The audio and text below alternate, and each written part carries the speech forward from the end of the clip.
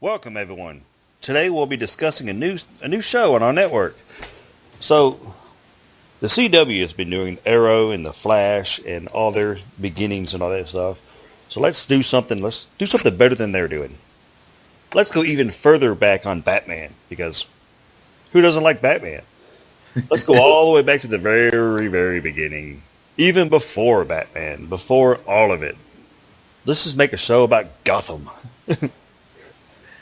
Now you're talking. So does anyone here even read Batman comics? Never. Yeah, I don't either. But kids these days and the movies and the stuff I keep seeing on the TV. They wiki everything.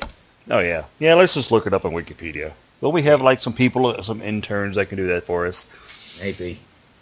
I mean, I know the Rogues Gallery. Wasn't there like a show back when we were young that came on? There was it was the Adam West show, I think. The Adam West show. Yeah. All right, we'll use that for inspiration. And I think the Rogues they had there was, let me see, there was good old Joker. Joker was there. There was Catwoman. Oh yes, Eartha Kitt. Oh, yes. And Riddler. Riddler was there for sure. And then Joker. Wait, I said Joker. Penguin. Yeah. Penguin was also Penguin. in. Yes. So let's try to go back. How are we going to do this though? Let's get everyone amped up and ready. Let's try Jim Gordon. Everybody knows him. Everybody loves him. He is the hard rock of the Gotham police force. Damn straight. Or whatever they're called. I guess. So let's just have them be centered around him, and all those characters, will have them thrown in together in just randomly coincidental times where they just meet each other. But you know what? Attention span of our audience, I mean, come on, who are we kidding? I mean, there may be some little kids, but I mean, this is for grown adults, right? So, I mean, there's no need to be like, I don't know, intriguing or intrinsic or anything like that. So how about we just speed it up, have them be their alter egos, like, at least by the end of the first season. Yeah, We just won't call them their names. It won't technically be Riddler, but I mean, come on, he's leaving question marks everywhere. Okay, yes. Let's have them just talking riddles all the time. Yeah, exactly. Just for no reason. In fact, you know what? I'm looking up here on Wiki. It says his name is Edward Nashton or something. Edward Nashton? That sounds stupid. What was that movie that came out not that long ago? Batman Forever. You know, Jim Carrey did him. What is that? That was beautiful. What do you like, Edward Nigma? Let's just use that. Edward Nigma. Yeah, and exactly. What did he do before he was the Riddler? Was he like, what the hell? Let's let him work at the police force. Exactly. I mean, whatever. I mean, computers. They use computers in the police. We'll do that. Yeah, whatever. I don't know. That'll be like something with autopsy or something. I don't know. That'll work. Whatever. I mean, heck, it worked for Dexter. And Dexter, well, okay, he doesn't leave riddles, but he is a bad guy, so it still works. Okay, yes. Let's do that. Sounds good. Let's make sure we don't go the route of the CW, because the Flash and Arrow, they're their own thing, so let's not try to copy them. Let's throw everybody in at one time and make everybody meet each other. Who should be our focus villain? See, who's big time villain in DC while Jim Gordon is like kind of starting out? Was there like any origin on the Joker at all? Looking it up, apparently it's ambiguous. Oh, well, it says that's the point. That's too much work. Whatever. That's too much work. Penguin. Let's just focus on him. Crime boss. I mean, people want to get rid of crime. So he's a crime boss. So let's just focus on him and make him become some silly little king. Something, I don't know. Let's see. We got to throw in Catwoman. We got to hit that person. Catwoman. Wasn't she like interested in Batman? What was that movie with Tim Burton? Batman Returns. Didn't they like make out or something? Well, she steals stuff. We can have her steal. Right. I mean, she doesn't even have to be Catwoman yet. She can be a kid. Let's just make her a kid. Bruce is a kid now, right? Little He's like, little what is he, like cat. 8, In fact, 10? you know what? Just call her Cat. I mean, heck, Cat's a real name. Okay. But with a K, huh? Clever. With a K. Oh yes, yeah. I like the K's. I like that. That's funny. That's great. That's going to work. Let's see here. Who is another one from that movie that came out too? After the one with the Riddler, there was Poison Ivy, when Uma Thurman that played it. Okay, well, I don't even I'll never remember. forget that. I don't even remember what her name was. Just call her Ivy. Yeah. Just whatever. It was like Ivy. I'm blanking too. All I'm thinking of is Arnold going freeze well. That's all I really remember about it. We've got to figure out a way to put Freeze in this show too, but let's work on that later. Sure. So let's see here. So we're going to have Bruce, of course. Oh, we've got to have Alfred. Yes, his butler. His. Wait. How old are we going to be having Bruce and? Well, I guess we might as well start the series with the parents' death because nobody's seen that enough. Can we get away with him being 15, or would that be pushing it? No, let's go back a little bit further. Let's maybe 10, maybe. All right, 10. Well, I don't know. 11. We are Fox, but I don't know if we can get away with 10-year-olds making out like they did in the Tim Burton movie. So let's just have them crush on each other really, really hard. Okay, let's do that. All right, so we've got Bruce, we've got Alfred, we've got Penguin, the Riddler guy. Who else was there? Wasn't there like a guy that flipped a coin? Oh, yeah, I know this guy. That's Two-Face. Two-Face, yes. Let's see, but he didn't become Two-Face until Batman was already Batman. Yeah. No, we'll figure something out. We'll just throw him in there and just like have him toss a coin around or something. Hey, you know what would be great? Let's flip it around. See what I did there? Flip it around. That's great. I like that. Not give him split personality or even tendencies of it. But we give Riddler a split personality. Okay. I like that. See, it's a twist. They won't see that coming, and that'll be how he becomes Riddler because he's constantly asking himself questions. Oh yes. Okay, I like that. Let's get this thing rolling. Let's get this started. Let's get this going. We got to do this, man. We got to do this now. We got to. Oh yes, it's going to be great. It's going to be lovely. So we're going to make tons of money off this because Batman and Forever and Batman Robin, those were horrible movies. Look how much money they made. Oh my God, we're going to be rolling in it. I mean, good thing too because I've been eyeballing this brand new Mercedes Benz. Oh, and I gotta have my gold-plated seats. I really do. I think my toilet bowl seat is starting to flake its gold. Really? Yes, I gotta have that. I also need to, since I am living in California, in Hollywood, California, I need to be able to afford water. Yeah, it's getting a little troublesome. I mean, where am I going to get all the excess water to feed my birds? Yes, to feed your birds. Of course, we got to keep Kanye West's lawn green. We've got to figure out a way to put him in there. Anyway, we'll focus on that later. Yeah, good idea. Okay, so let's on with the show. Let's get a teaser out there. Let's make sure everybody understands the teaser and we can shove it and get them all set up for it. So let's do that right now.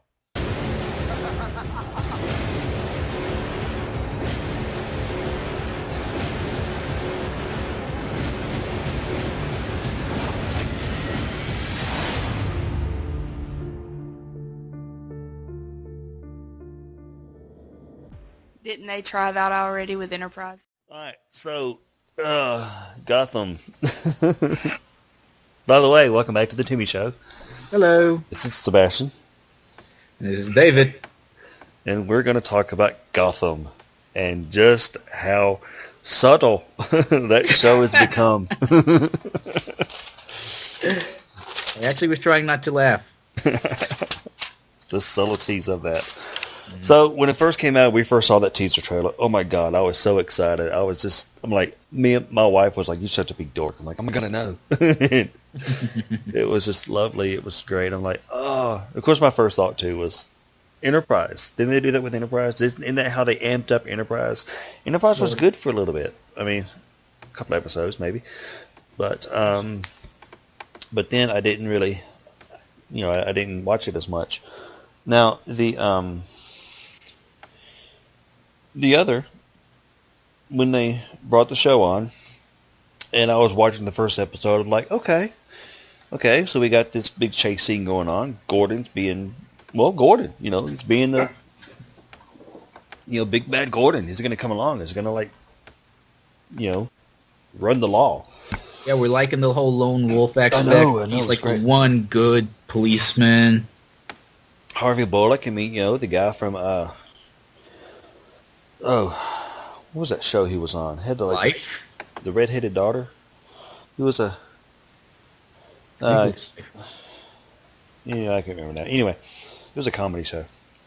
So anyway, he's Harvey Bullock, so that's cool. I like that they're bringing Harvey Bullock into it because he's been with Gordon the whole time and all that.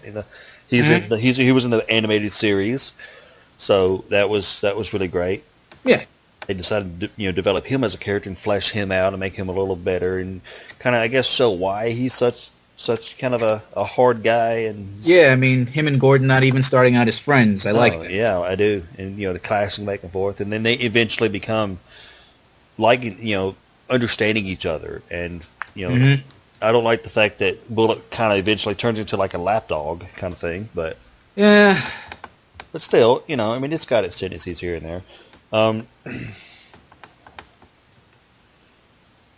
So then we've got, let's Gordon doing that. All right. Then Penguin. Penguin he holds an umbrella. So I guess they had to throw an umbrella in there somehow.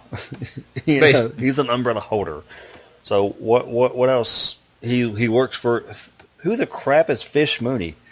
Someone creative for the show. I love Jada Pinkett Smith. She is a good great actress. Not in this show. Keep going. But in this show, she's over the top. It's like they tell her, just be as annoying as possible and emphasize everything you could ever think that could never need to be emphasized.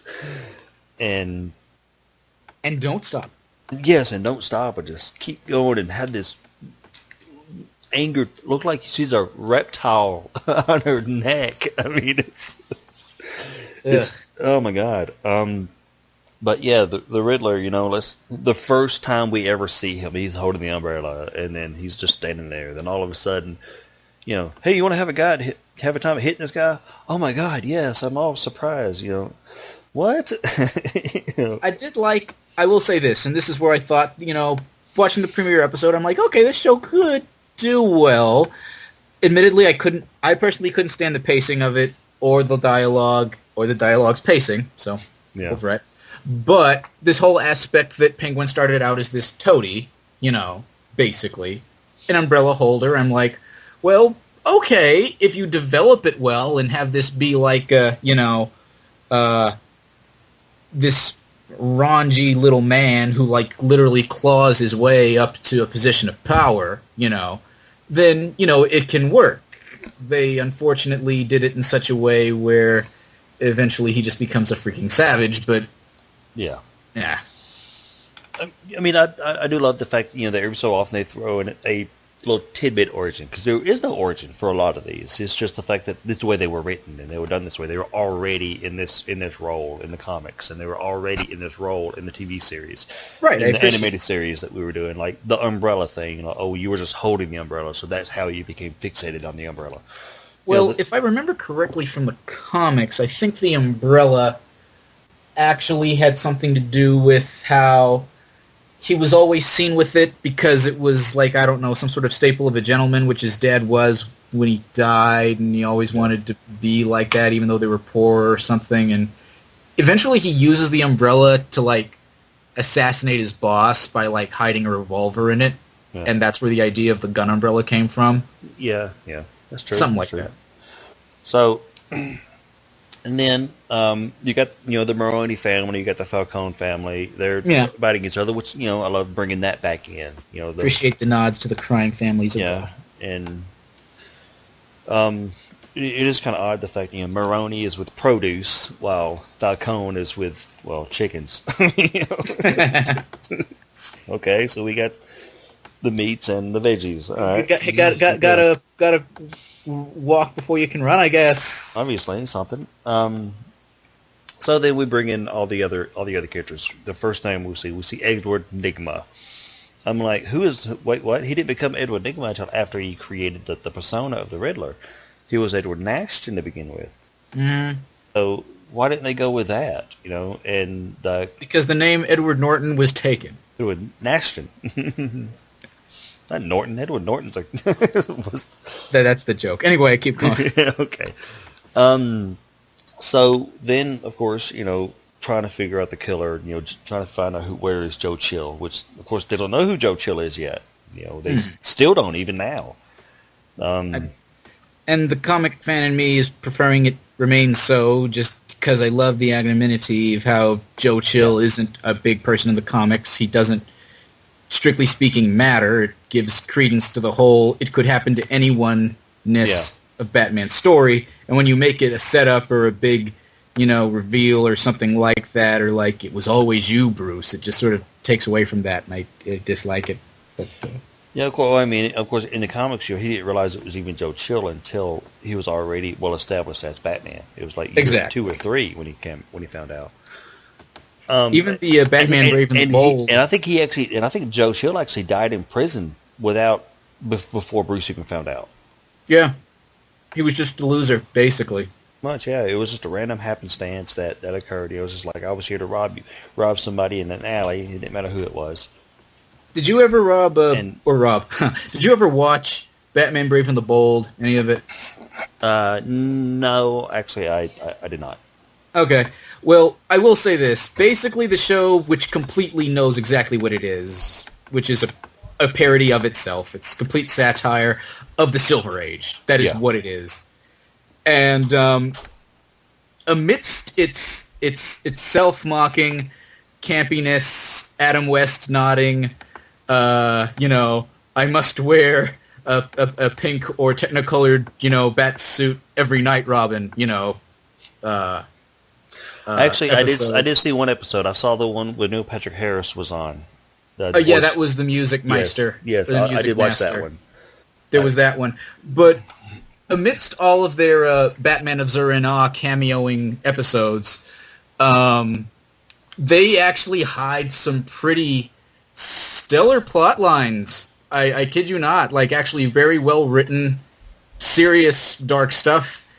And there was actually one where it was basically sort of like The Night Before Christmas sort of a thing, where it was the Spectre and I believe the Shadow, I think it is, or the Spirit, one of the two.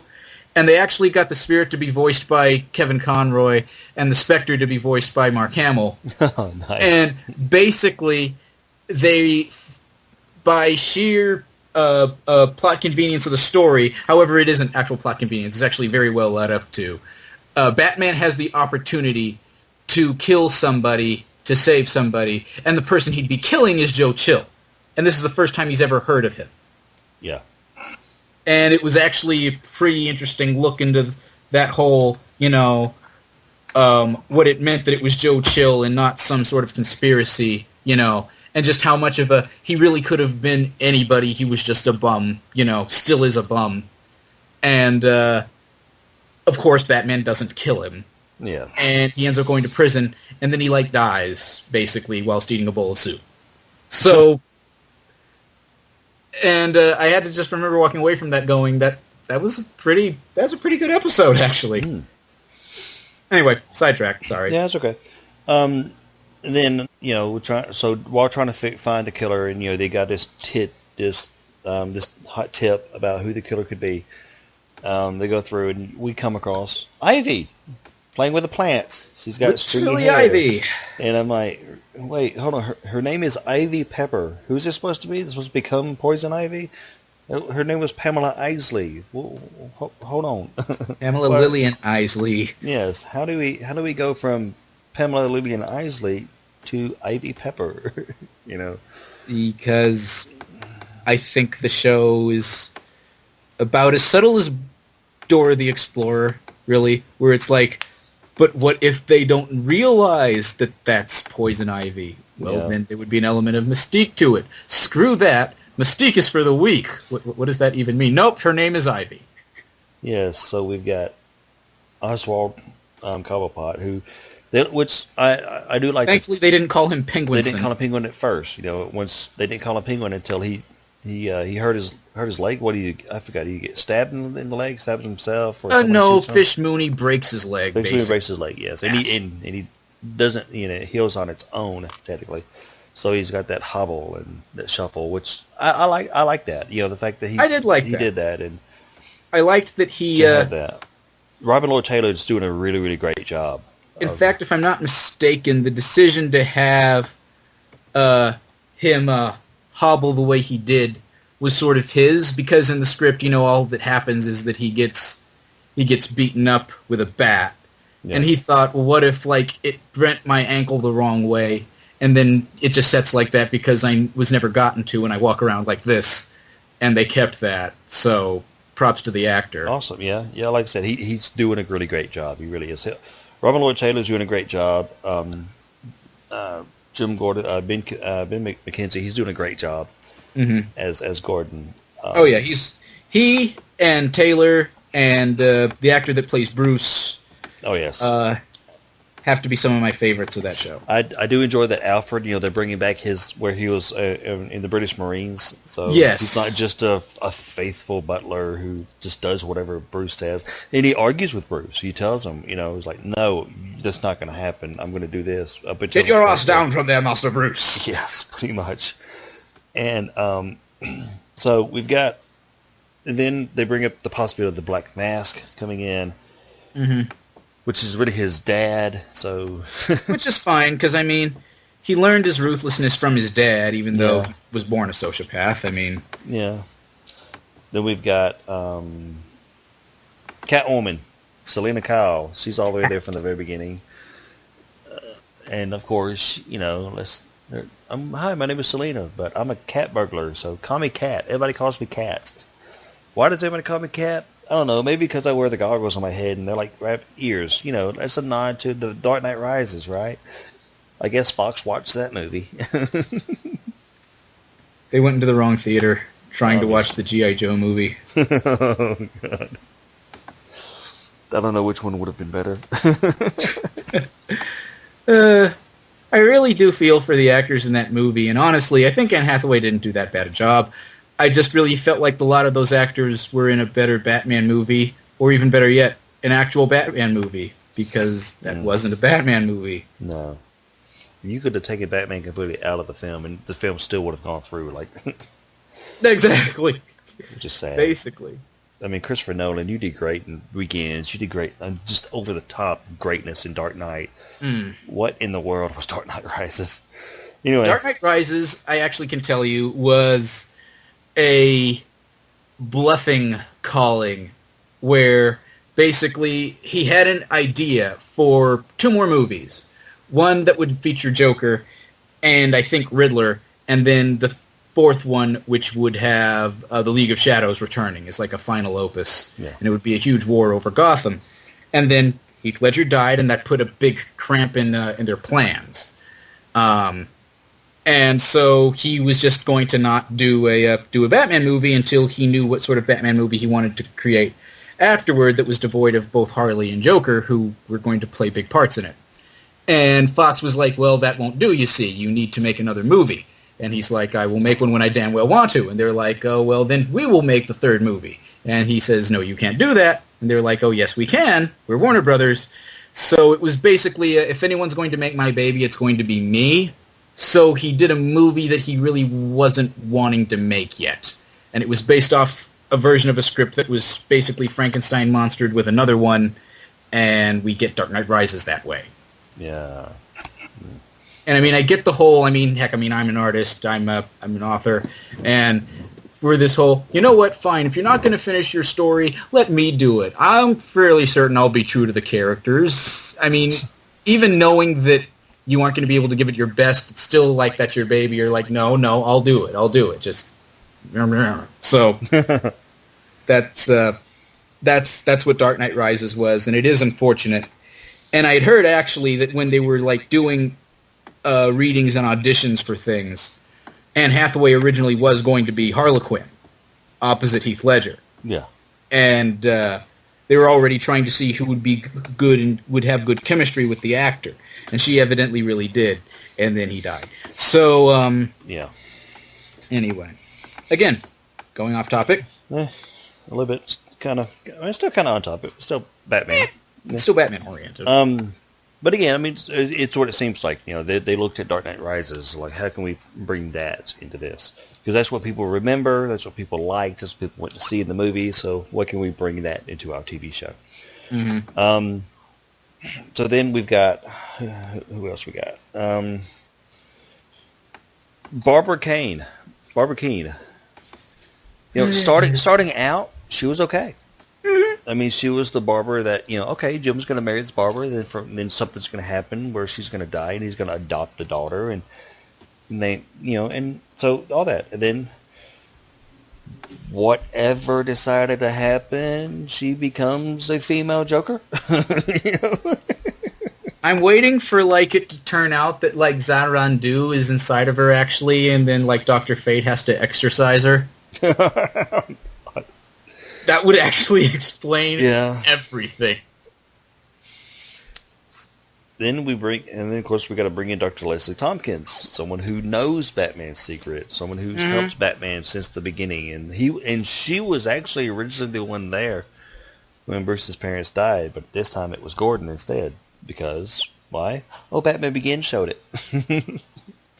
That also because, quite honestly, with where they were going with the story, I mean, actually with the plot points that the show had, you can see where this could have been written to be really good. Yeah. And having Commissioner Gordon be the cop, the actual good cop who actually cares about its citizens, who wants, like, you know, Bruce to know, it matters to me, I'll find out who did this, speaks a lot to Gordon's character, so it's a good intro for him. Yeah, it is. It was. Particularly for a show.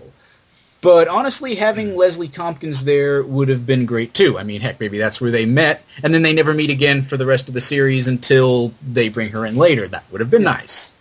Yeah. But, anywho's. So also, and again, keep in mind, we're still in season 1. Jonathan Crane. So we introduced the Scarecrow and his father doing all this stuff, and then he just picks it up from his father, because why not? And what's more, he's terrified of scarecrows, which he fascinates of, as opposed to, you know, the fact that Scarecrow is an embodiment of power and fear itself, which he feels he becomes so that he can feel safe. Screw that. His irrational fear is scarecrows, not bats. Yeah, of course. Because it makes sense. Yeah. Harvey Dent. Let's bring him in too. Why not? There you go. Let's have a guy. Let's have a district attorney intern. You know, and let's have him flip a coin. Let's have him do that too. You know. Also, let's not have him the same age as Bruce. No, of course not. Let's not have it anywhere close to it. Let's have him probably be about already out of law school. Mm-hmm. You know, already been doing all this for a little while, and comes to Gotham, and he's got the two-sided coin, and that's how he does things. Because realistically, I mean, come on, how interesting would it be to see, like, who the friends of Bruce Wayne are and how they could possibly grow into other characters, and maybe even, you know, the domestic abuse that resulted in him becoming, you know, rage-filled and suppressing all of that. That's little stuff. Who cares? Yeah, whatever. Let's let it be some kind of happenstance later on down the road. Sure. The Red Hood gang. Holy crap, we got to throw the Red Hood in somewhere. Which, again, wouldn't be bad if they did it right. Yeah. Hi, I'm just some random guy robbing a bank, and I'm wearing a red hood. Look at me. That I am. Look at me. Then, of course, you know. Actually, I think that's a good synopsis of the show, is basically look at me, because much, yeah. They keep doing all of these things, and it's like, and by the way, in case you didn't realize, this is Catwoman. We will have her holding cats when it doesn't make sense. We'll have her even steal milk. Are you watching? It's totally Catwoman. Oh, and not only that, we're going to call her Cat. That too. Because that was never done. It squeaks through. The 10 to 15 seconds of Tommy Elliott in one episode. Son of a gun. I'm like, that I completely missed. It was that brief. oh, and the best. I'll try to find it to let you know which one it was. And the best part about it though is, again, subtle. What is his pretty much only line? I want you to be quiet about my hair. I want you to be quiet. That's actually a rage. Oh, he's going to become hush. Oh, yes, of course. It would have honestly been more clever if they'd have just had him murmuring the nursery rhyme, for God's sake. Yeah, maybe. Hush. Yeah, I know. At least it could be spooky or something. Lucius Fox. The mastermind behind obviously everything. Illuminati of Gotham. And he's just an intern at Wayne Enterprises. He's not even a big deal. He's just an intern. But this intern that obviously no one knew was even there except for, one guy, was able to put cameras in everything and everywhere and can see it all. That guy gets around for an intern. I know. If that's what he does for leisure, what's his job? I know, right? He also built the computer for Thomas Wayne to hold the secrets, which brings us to The Cave. Still, season 1. And we have discovered Le Cave.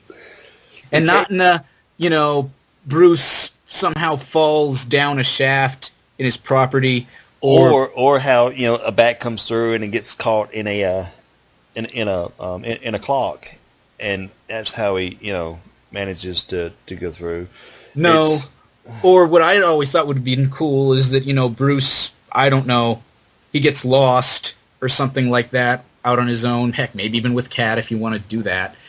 And then, he gets lost, finds his way in a cave because it's raining and storming, and then he just basically explores all of that, finds bats, braves the bats, and then finds himself near his own property when he finally pops out again. That's a way to let him know that there's a cave there. But no, let's have Lucius Fox give some sort of hidden meaning, say something, and then Bruce, being, the world's greatest detective that he's not yet, figure out that, oh, my dad stayed in this library all the time, locked up, and we couldn't bother him. Let's go find out what he's doing. Let's search every book in the...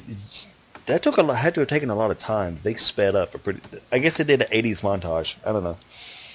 Perhaps. For him to go through all these books, and then finally he remembered, I went through every single one of them.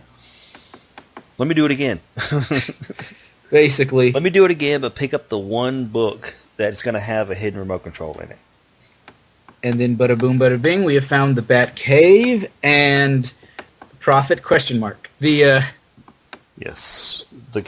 And if you remember, though, I don't know how much have you seen of it, but the old serials back in the 30s and 40s, that's all the Bat Cave was. It was a desk with a chair in a cave. That's it. That's all the Bat Cave was. And then you go down, and I saw it. I'm like, oh my God, really?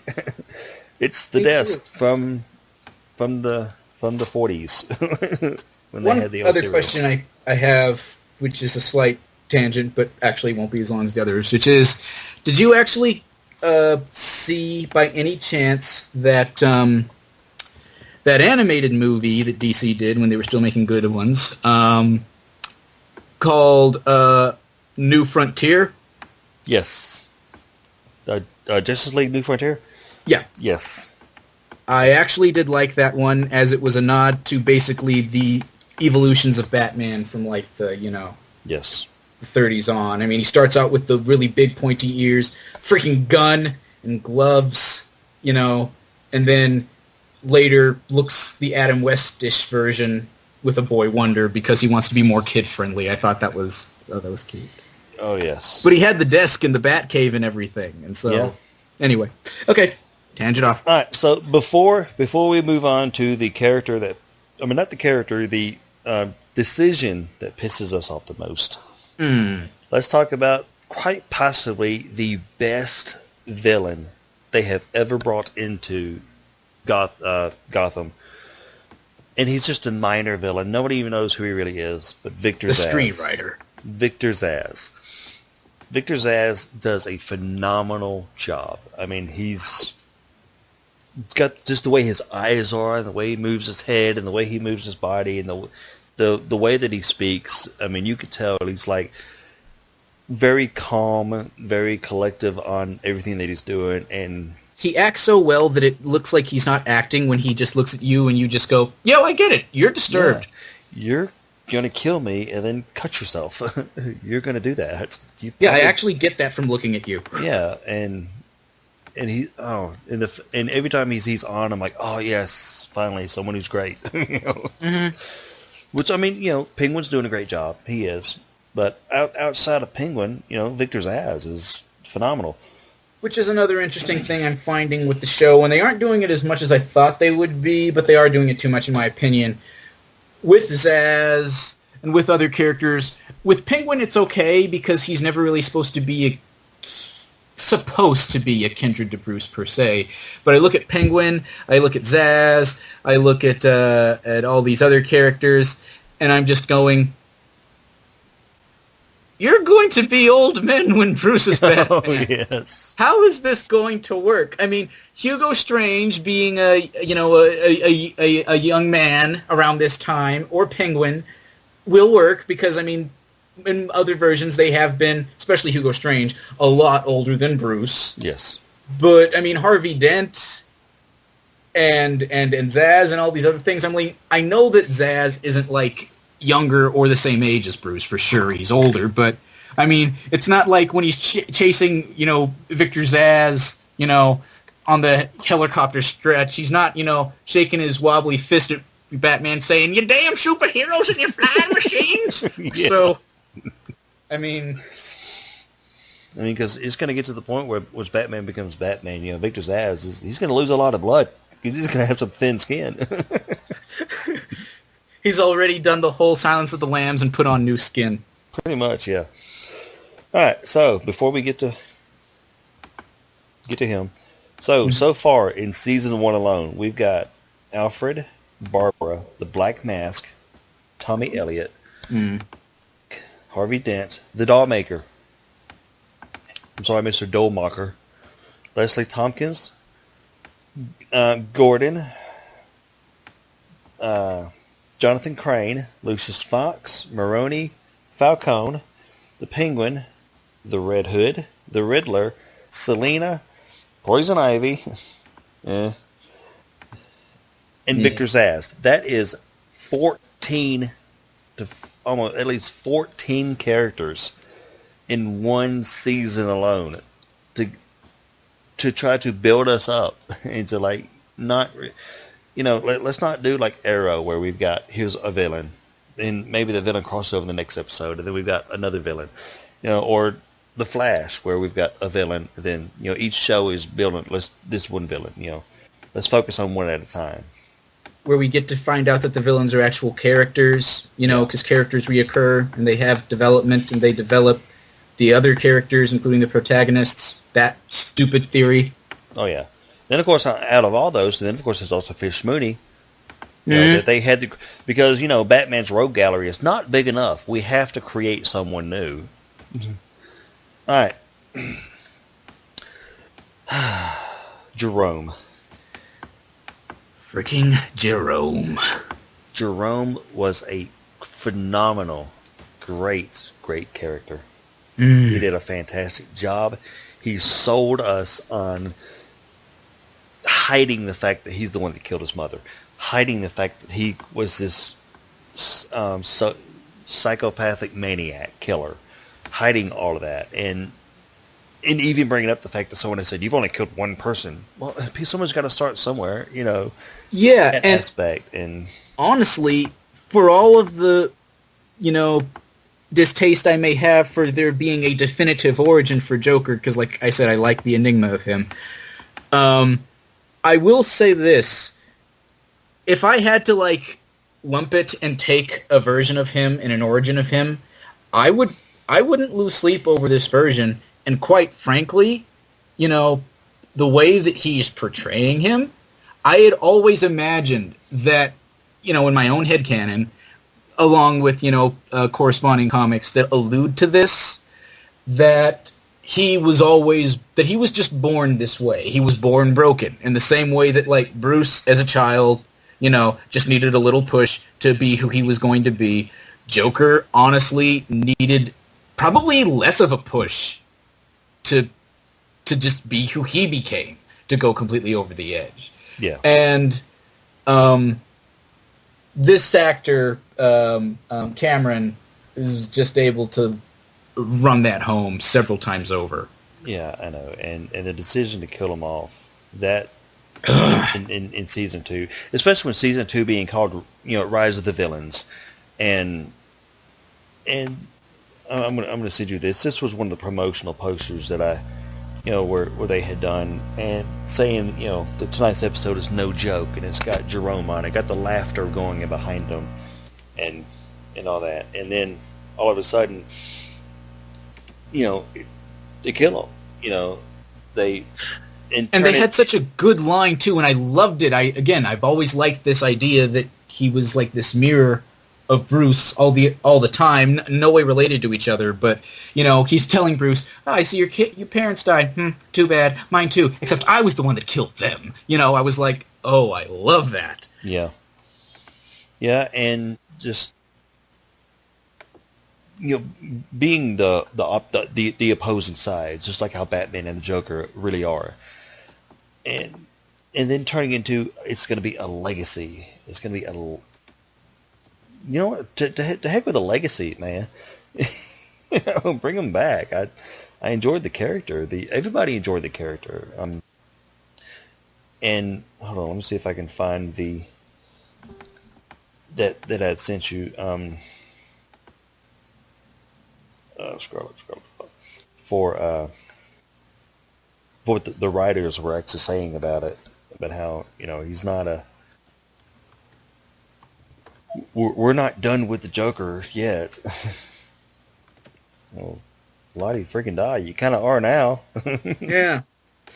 I mean, you it's that whole segment I was telling you about. Where turned us off. Oh, so this is the Joker. Well, yes, it is. But I thought you didn't like he was the Joker. No. We didn't like how he was introduced. We love Joker as a thing. Oh, that's interesting. I'm gonna kill him. Fox, don't you do it. I'm gonna do it. Fox, do not do this again. 2 ladies dead. Let's see here. Let me see if I can find that. Because I sent it to you as a screenshot of it.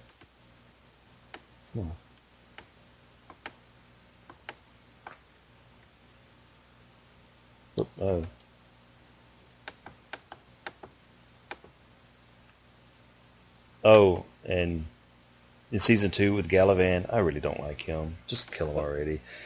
Forget Galavan. And let Penguin do it because of what he did to his mother. That made me so mad. Honestly, just take Galavan and forget him up and down the street. Or another word starting with the same letter. Alright, so the question being, so with season 2 heading into its last episodes of production, have you cast an actual Joker yet, or is that still in the cards? And the answer from the writer saying, we have not cast an actual Joker yet.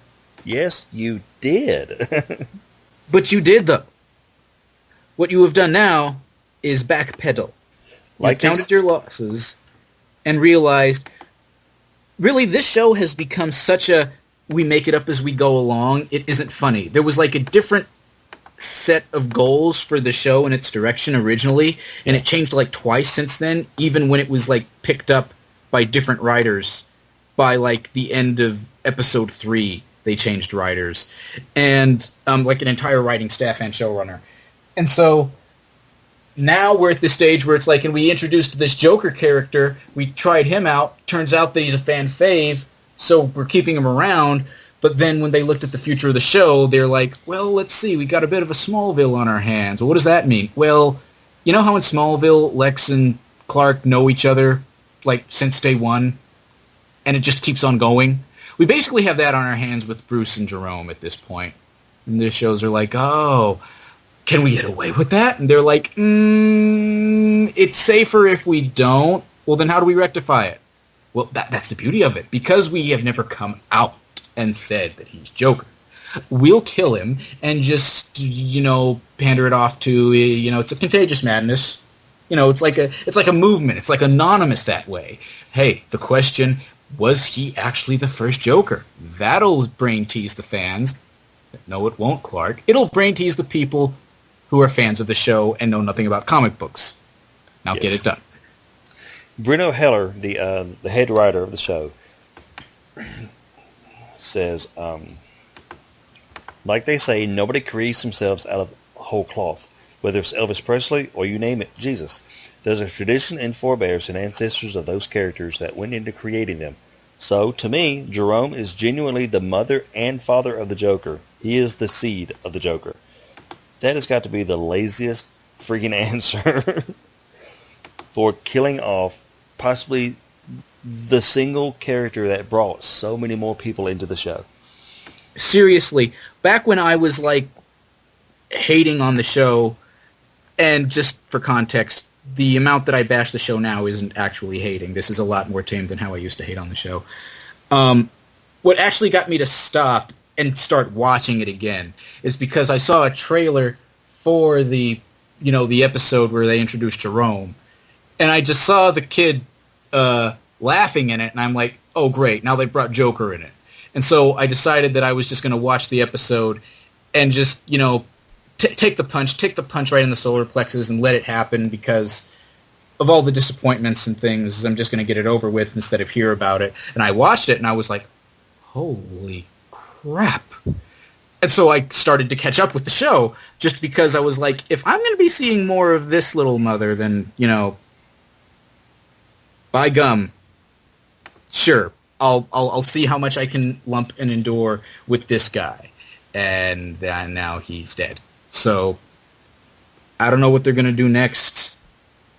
Although, evidently, Hugo Strange is coming up in the next season. And the theme of the next season is Asylum somehow. Okay. And Hugo Strange is played by, you've seen Jurassic Park? Yeah. Do you remember the Asian doctor that made the dinosaurs? Yeah, he's in all three movies, isn't he? Well, he's in Jurassic World, I know that. He's in 3 of the 4. He's in 1, 2, and 4. Yeah. Yeah, he's playing Hugo Strange. Oh yeah, because why not? Yeah, I will say this: he looks the part in an interesting way. Like if Hugo Strange were ever Asian, that's how I would imagine him looking, basically. Okay. And the look he's giving as Hugo Strange in the picture he has is definitely one that makes me go, you know what? I don't think I want to be in a room alone with you talking to me. I think I'll leave. So here's hoping that the actor is able to basically pull a Zaz or pull a Penguin or pull a Joker, because honestly the show has got to just do that with anyone else they introduce. Otherwise, there's going to be no point to anything they do anymore. Yeah.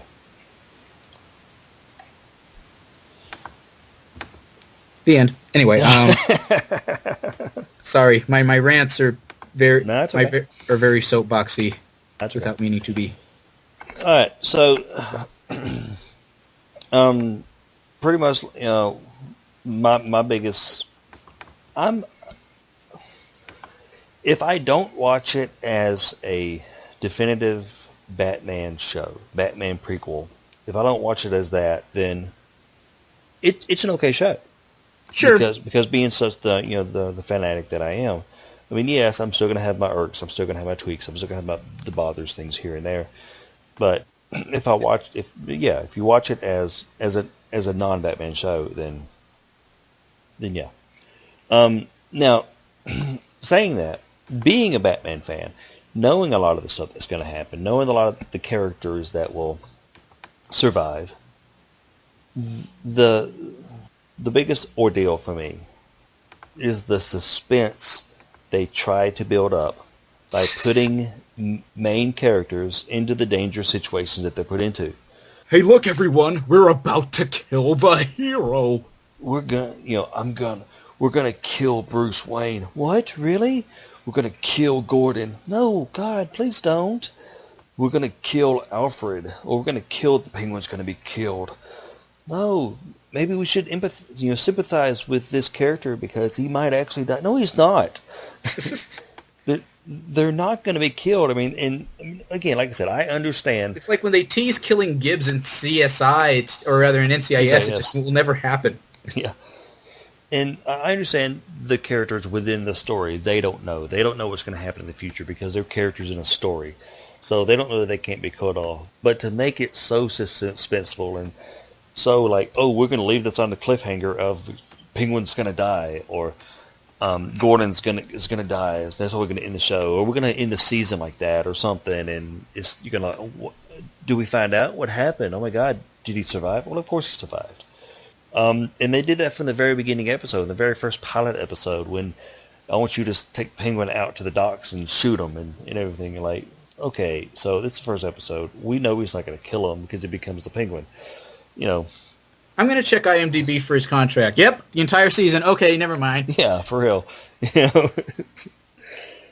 But then, and every single episode does it. Every single episode has got a main character put into a position where they could be killed. Like, stop it. Just stop. I mean, Gordon is a badass. He is like the Batman of this era. He's not gonna get killed. Again, he is the Gibbs. You are not going to kill the Gibbs of NCIS. Yeah, you're not going to. All in all, though, like I said, I have my moments of liking the show. I mean, I'm still going to watch it. I mean, it's going to bother me if they decide to, cancel it, because I mean, I do like the possibility of building up to this stuff. I mean, I do like Batman. I do like the majority of things of Batman. My Batman and Robin, never happened to me. But the idea that they're going with the original concept of getting us amped up for the Jim Gordon Chronicles, and they need to go back to that. They need to go back to the Jim Gordon Chronicles, and that'll make the show great. That'll make it phenomenal. Focus on Jim. Don't focus on the rise of the villains. Don't focus on that. Don't focus on the Riddler becoming the Riddler by killing his girlfriend. Don't focus on the Penguin becoming the Penguin because he threw someone off a freaking roof, or the Falcone going, I'm getting too old for this. I think I'm going to stop. What? What the crap? Or, the Bruce wanting at a young age, I want you to teach me how to fight. What happened to you spanning the globe doing all that? I guess at some point in time that's going to happen. Which, honestly, Batman is such a frigging one-man army by the time he's even 20 that if he got pointers from Alfred on how to defend himself, being that Alfred was in the Marines and whatnot, I'll buy that. But, I mean, just so long as he's just learning, rudimentary self-defense, and things like that, as opposed to, I'm going to, speed through all of my becoming a warrior stuff now. Have him, want to learn how to do moves, maybe, point to the TV and say, how can I do that? And he points to, I don't know, the Ip Man. And then he's like, I think you'd have to actually train with monks to be able to do that, Master Bruce. And he leaves the room, and he just smiles at the TV, Yeah. Something like that, so that we know, oh, crap, he gonna do it. Pretty much, I mean, and we know he is. We know he's going to, because he, that's kind of what he does. It's what he did. So, yeah, your thoughts on the show, all in all, as a show itself. Okay. My thoughts on the show is, honestly, very Doc Brown to Marty McFly rant-ish, just because I came into the show with high expectations, potentially my fault. At the same time, it's not. The trailers helped do that for me, as well as all of the buzz that they wrote about it. And then I proceeded to not get what I'd bargained for, and then had to basically understand what it was and what it would grow into from there. So, all in all, now that I've digested everything and can now see where the show is going and what it actually is behind all of its charades and, oh no, we're totally this, even when they're that. the show is basically an odd hybrid where it can be literally anything it wants, depending. It's got a weird market, thankfully, due to the comic book fan base that are going to watch it, if anything, out of concern and curiosity. Even if you don't like the show, as a comic fan, you're going to be curious what they're going to do next with it. It's like looking up a new thing on Facebook. Even if, you may not be completely into it, you're subscribed to it anyway. And they're going to be trying on new hats, I think, probably each season to see where that takes them. Or maybe and I new think, like hoods, you said, new red hoods. yeah, and I think, like you said, the best direction to go with that is to go with the amazing Gibbs, the amazing He-Man that is, and I mean like a manly man, not Masters of the Universe. That is Jim Gordon. Taking down the crime in Gotham as a detective, as an inspiration to Bruce, and get to, I don't know, uncomic eyes in a way a lot of the crime that's happened, because really when all of the ridiculous stuff in the costumes and the alter egos start popping up, even before they actually acquire the costumes, it was in Bruce's era. Until then, it was just, straight up standard crime, and straight up standard gangsters. And there was little hope to be garnered from the city in that. And really, it was only Bruce and Bullock and people like, Bruce's parents that stood up to stuff like that. So if we maybe got back to that, I think maybe we can understand what I thought the show was going to be from the start, which is, what is the heart of Gotham? Why is it valuable? Why do you defend it? And that's what inspires Bruce, so that literally when the city goes mad, like literally mad with like costumed creeps and everything, he's able to rise up to the occasion and deal with that in a literal costume of his own. Because really that's where it has to go, because the show is supposed to be a coming-of-age story, not just for characters, but for the city itself. But the city is likened to Bruce and likened to Catwoman. It's already in its grown-up britches, and it's like, and it doesn't know how. It's flopping around in its big boots, and it's tripping on its coattail, and I really feel it needs to just take a step back and grow up a bit, and let us grow up a bit with it. That's my opinion.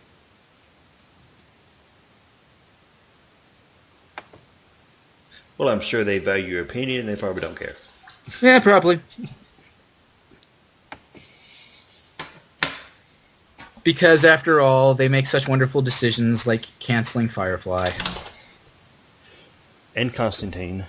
And Constantine. And my wife loved Constantine. Well, he's in Arrow now. Well, for one episode. No, he's evidently going to be coming back a few times. Okay, well, that's good. My wife will enjoy it. Even more then.